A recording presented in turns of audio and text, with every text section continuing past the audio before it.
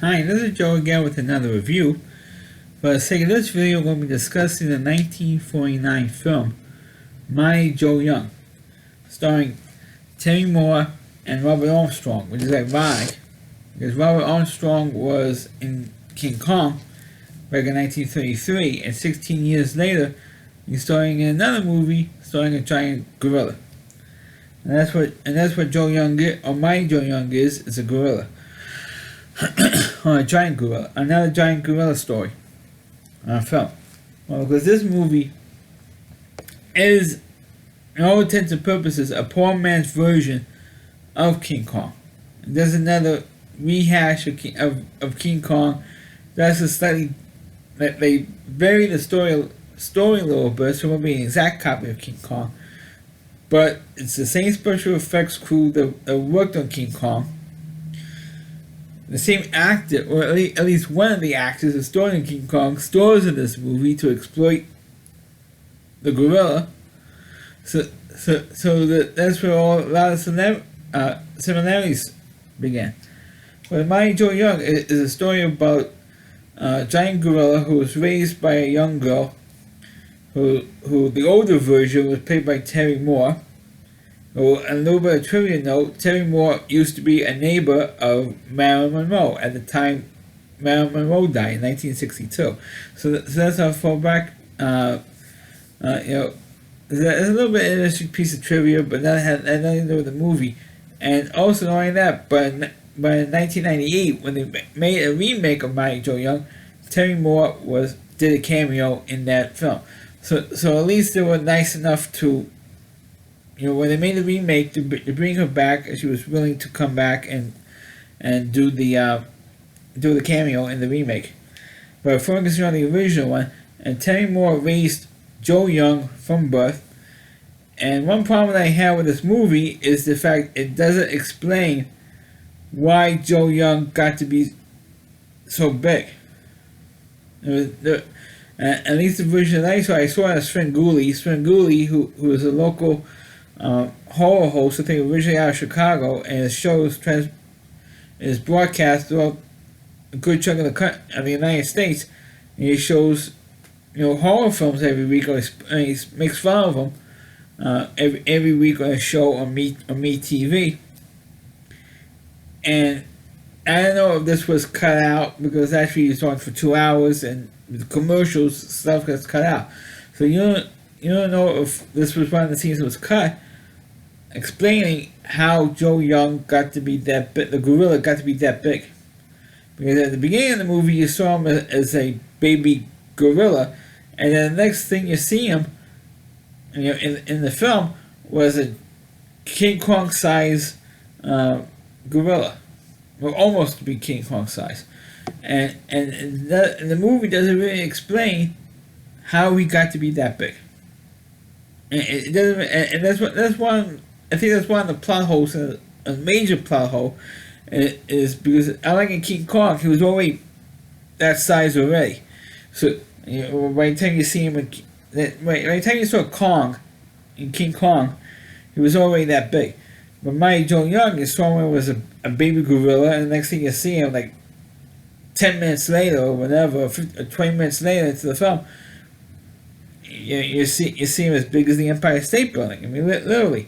So how did he get that big? It's never explained why. You just saw him that big. I mean, it doesn't plot hole. Well, as Terry Moore's character was raising the gorilla, there was a bunch of hunters who were hunting in Africa, and one of them had to be played by Robert Armstrong from King Kong, and he ends up was capturing lions because he was opening up a new nightclub that's based on Africa setting. So everything is Africa related. It's all decorated. It looks like you're in the jungles of Africa. You have actual live animals behind glass to protect the patrons. From all kinds of animals you can only find in Africa, like lions and giraffes, all types of animals. You don't really see the giraffes, but you see the lions, you see other, smaller monkeys and stuff. and they have people portraying local tribes people from Africa doing dances around in the club and stuff, doing all these crazy performances. And when Robert Armstrong's character sees Joe, the gorilla, he says, "Okay, I can have him from my club for about 10 weeks." So the girl reluctantly agrees to go to America. I think it's supposed to be in LA, I think, or New York. Excuse me. It wasn't clear which city they're supposed to be in, but it's implied it's supposed to be in like a New York or something.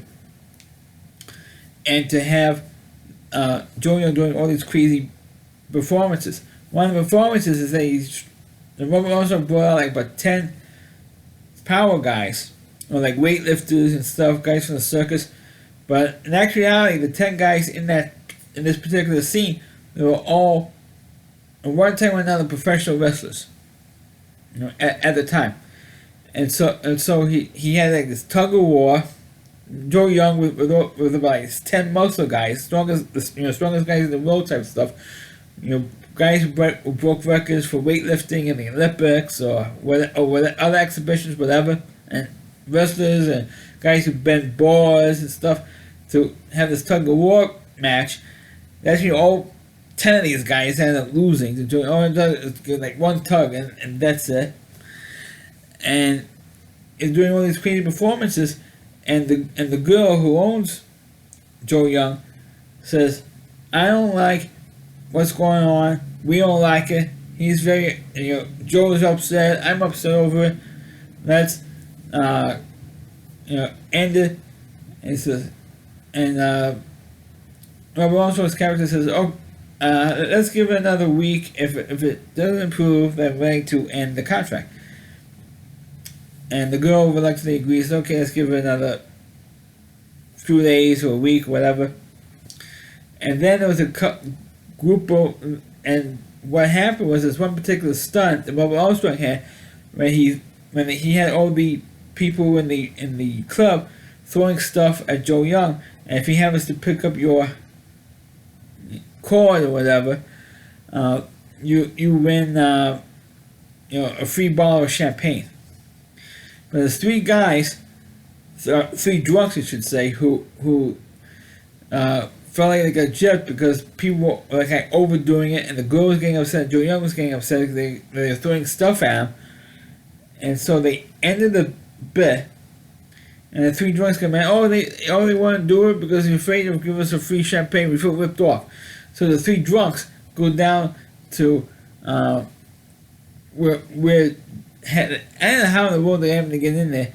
They got into where the animals were pinned, and where Joe was pinned up, and they got him drunk. They actually got Joe Young drunk, and Joe breaks out of the cage and starts running amok, destroys the place, and almost kills the three drunks. Well, of course, the cops show up, and the girl, Terry Moore's character, she happens to calm the gorilla down, and got him back into his cage. But the cops, even though he didn't run all amok around the city like King Kong did, just in the club. So excuse me. So the girl says, the cops told him, so look, we got an order from the court to kill the gorilla. So what the girl did, and Robert Armstrong says, "Okay, we feel sorry that we got you in this situation, and know you were reluctant to begin with, now you're even more reluctant, and now you're going to have to lose your pet." So what they did was, that now it became like a Free Willy movie. In terms of, free Joe Young. They got Joe Young out of there. They escaped. And I'm going to say how they escaped, but they ended up getting back home to the farm in Africa. And there was a guy who the Terry Moore's character fell in love with, so the two of them together are with Joe Young, and that's pretty much how the movie ends. And at first it became like a King Kong ripoff. at first, and then became like almost like a free, before a pre-Free Willy movie where they would feed the whale. And I know I did a review of Free Willy, so check out the video out if you haven't seen it.